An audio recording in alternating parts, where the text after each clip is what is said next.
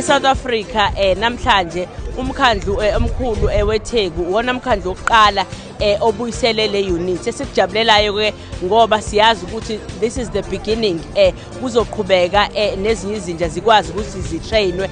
njengamanje esesizitrainile zu20 kodwa namhlanje besidedela ezu13 so siyafisa ke ukuthi siqhubeke nonqenqa abahlali baseThekwini ukuthi basilekelele ngokuthi basidonatele izinja siyabonga kakhulu abasidonatele lezi sikhiphayo namhlanje siyabonga nama families ngoba silala sikhona uma ngabe sikhuluma ngenhlala kahle yabantu baseThekwini sikhuluma kakhulu ukuthi indaba yobugebengu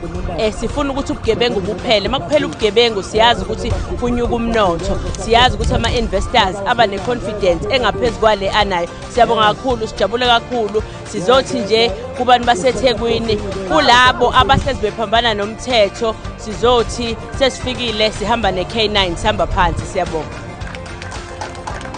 Give them a round of applause once again.